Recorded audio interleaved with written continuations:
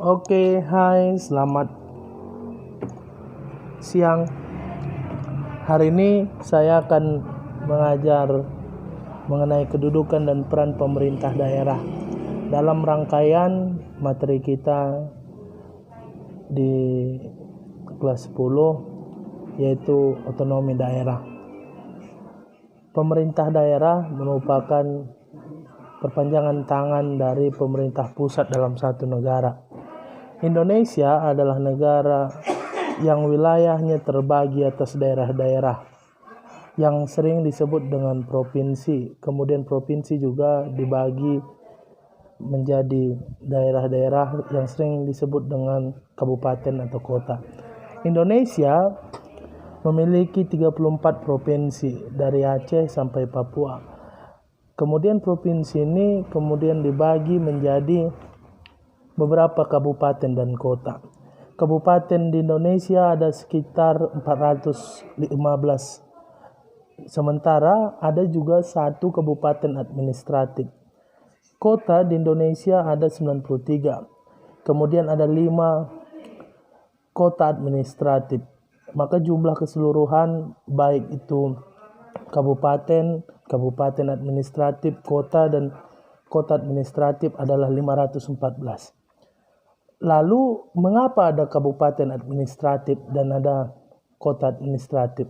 Jawabannya sederhana, sebab dari sekian banyak pembagian atau dari sekian banyak daerah, ada daerah yang dianggap spesial atau khusus. Di Indonesia ada 4 daerah yang dianggap memiliki kekhususan. Pertama Aceh, kedua Jakarta, kemudian ketiga Yogyakarta, dan keempat Papua. Tapi khusus untuk kota dan kabupaten administratif ini terdapat di daerah khusus ibu kota. Sebab di sana kabupaten dan kota ini hanya dianggap sebagai daerah administratif saja. Maka pemimpin di kabupaten dan kota yang ada di Provinsi DKI Jakarta hanya dianggap sebagai pejabat administratif. Oke, lalu pembagian daerah tersebut menjadikan ada pemimpin baru di daerah. Di tingkat provinsi, pemimpinnya disebut dengan gubernur. Di tingkat kabupaten, pemimpinnya disebut dengan bupati. Kemudian di tingkat kota, pemimpinnya disebut dengan wali kota. Itu harus diingat sebagai pelajar, apalagi Anda sebagai rakyat Indonesia, serta ke depan ketika Anda sudah melengkapi dan syarat sudah bisa Anda penuhi, Anda jadi warga negara. Maka warga negara yang baik adalah warga negara yang tahu pemimpinnya siapa. Lalu pemimpin daerah juga bekerja berdasarkan bantuan dari wakilnya. Maka setiap kepala daerah biasanya memiliki wakil, sama seperti presiden sebagai pemimpin pusat suatu negara, serta juga diawasi oleh yang namanya Dewan Perwakilan Rakyat.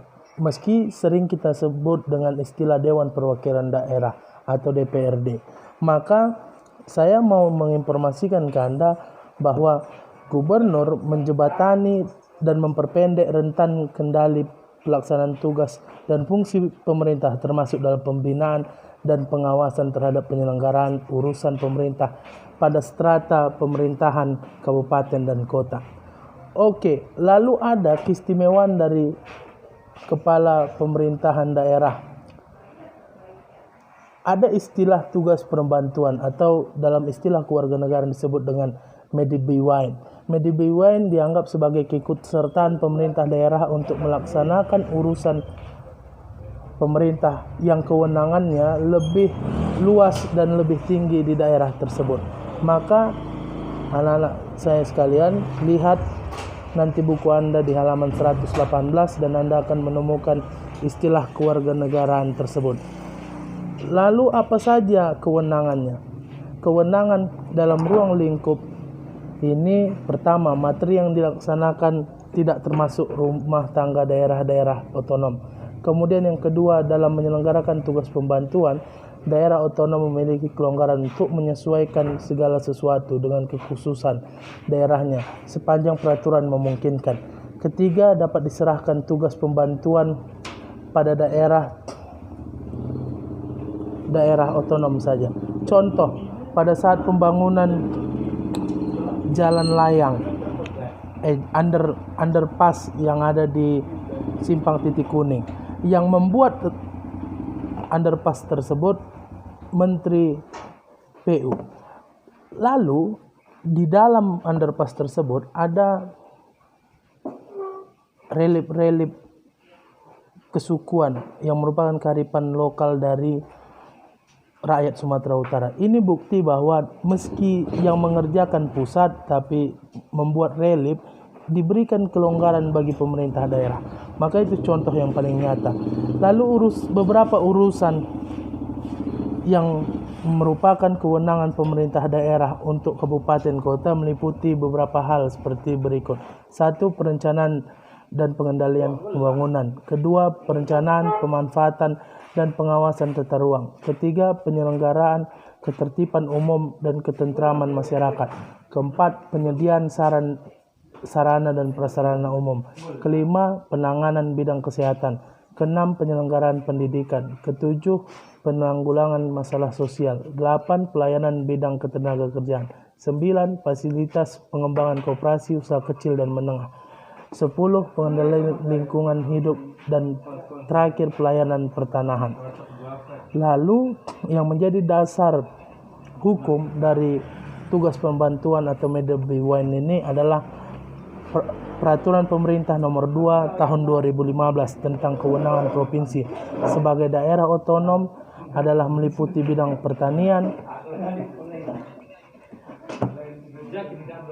kelautan, perkebunan, pertambangan dan energi, ketenagakerjaan, kesehatan, pendidikan nasional, kemudian sosial, penata ruang, pertanahan, permukiman, pekerjaan umum dan perhubungan, lingkungan hidup, politik dalam negeri, dan administrasi publik, pengembangan otonomi daerah, perimbangan keuangan daerah, kependudukan, olahraga, hukum, peraturan perundang-undangan, serta penerangan.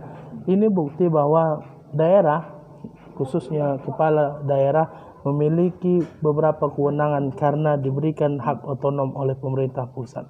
Maka mengapa ini dianggap sebagai sistem paling terbaik di Indonesia? Sebab ya kalaulah misalnya kita sekarang ada 240 juta jumlahnya diurus oleh satu orang, maka mustahil sehebat apapun pemimpin tersebut bisa mengurusi begitu banyak rakyatnya. Maka pemimpin tersebut membutuhkan pemimpin-pemimpin yang bekerja sesuai dengan aturan untuk mempercepat apa yang kita cita-citakan.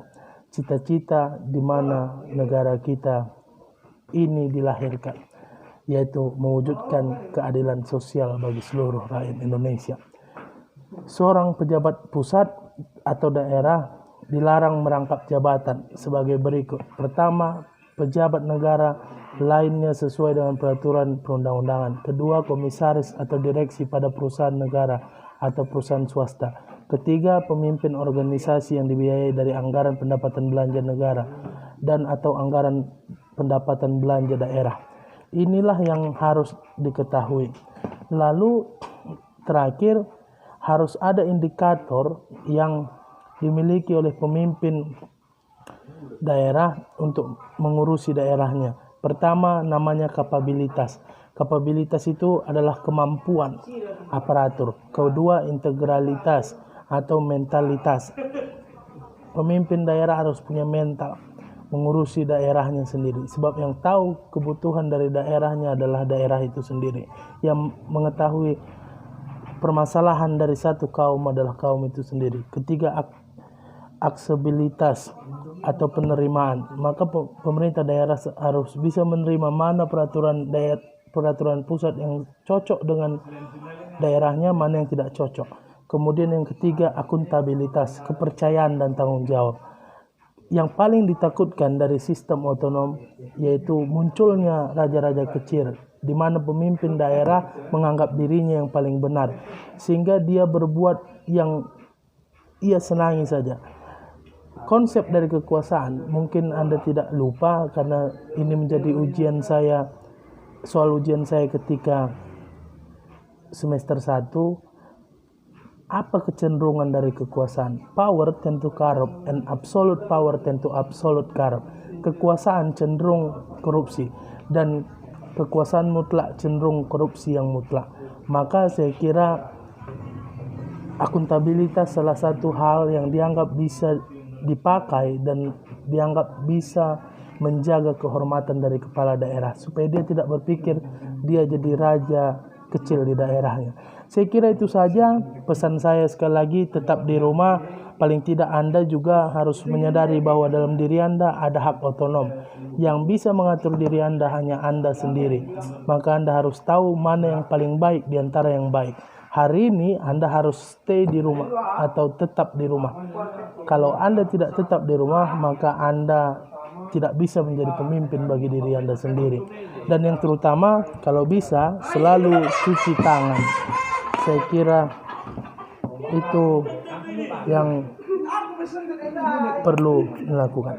Kemudian nanti Anda lihat buku Anda dari halaman 117, Anda boleh resume di buku catatan, lalu Anda tuliskan dengan baik dan benar, serta kalau boleh Anda tuliskan berwarna supaya tidak membosankan meski belajar di rumah.